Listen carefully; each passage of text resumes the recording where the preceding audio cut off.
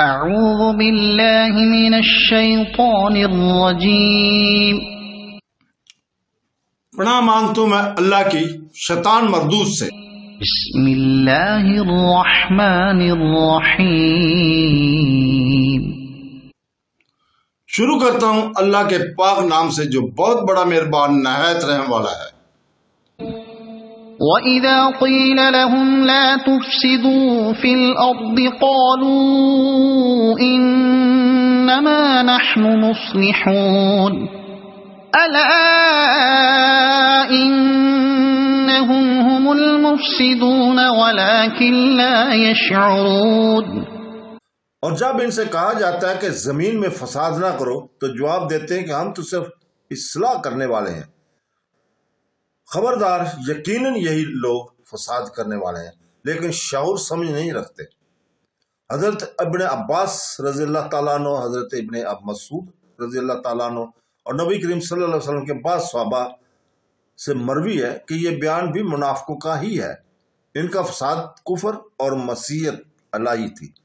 مطلب یہ ہے کہ زمین میں اللہ تعالیٰ کی نافرمانی کرنا یا نافرمانی کرنے کا حکم دینا، زمین میں فساد کرنا اور زمین و آسمان کی اصلاح اطاعت الہی میں ہے۔ مجاہد رحمۃ اللہ علیہ فرماتے ہیں کہ انہیں جب اللہ تعالیٰ کی نافرمانی سے روکا جاتا ہے تو کہتے ہیں کہ ہم تو ہدایت اور اصلاح پر ہیں۔ حضرت سلمان فارسی رضی اللہ تعالیٰ فرماتے ہیں اس خصلت کی لوگ اب تک نہیں آئے۔ مطلب یہ ہے کہ حضور پاک صلی اللہ علیہ وسلم کے زمانے میں یہ بد خصلت لوگ تھے تو صحیح، لیکن اب جو آئیں گے وہ ان سے بھی بدتر ہوں گے۔ یہ نہ سمجھنا چاہیے کہ وہ یہ کہتے ہیں کہ اس وصف کا کوئی حضور پاک صلی اللہ علیہ وسلم کے زمانے میں تھا ہی نہیں۔ ابن جریر رحمۃ اللہ علیہ فرماتے ہیں کہ ان منافقوں کا فساد برپا کرنا یہ تھا کہ اللہ تعالیٰ کے نافرمانیاں کرتے تھے، جس کام سے اللہ تعالیٰ منع فرماتا تھا اسے وہ کرتے تھے، فرائض الہی ضائع کرتے تھے، اللہ تعالیٰ کے سچے دین میں شک و شبہ کرتے اور اس کی حقیقت اور صداقت پر یقین کا عمل نہیں رکھتے تھے۔ مومنوں کے پاس آ کر اپنی ایمانداری کی ڈینگیں لیتے تھے، حالانکہ دل میں طرح طرح کے وسواس ہوتے تھے۔ موقع پا کر اللہ تعالیٰ کے دشمنوں کی امداد اور اعانت کرتے تھے اور اللہ کے نزدیک بندوں کے مقابلے میں ان کی پاسداری کرتے تھے، اور باوجود اس مکاری اور مفسدانہ چال کے اپنے آپ کو مسلح اور صلح جو قرار دیتے تھے۔ قرآن کریم کے کفار سے معاملات اور دوستی رکھنے کو بھی زمین میں فساد ہونے سے تعبیر کیا جاتا ہے۔ ارشاد ہوتا ہے جس کا ترجمہ ہے یعنی کفار آپس میں ایک دوسرے کے دوست ہیں۔ اگر تم نے ایسا کیا یعنی ان کفار سے دوستی کی تو زمین میں بھاری فتنہ اور بڑا فساد پھیل جائے گا۔ اس آیت نے مسلمان اور کفار کے دوستانہ تعلقات منقطع کر دیے اور جگہ فرمایا اے ایمان والو، مومنوں کو چھوڑ کر کافروں کو دوست نہ بناؤ۔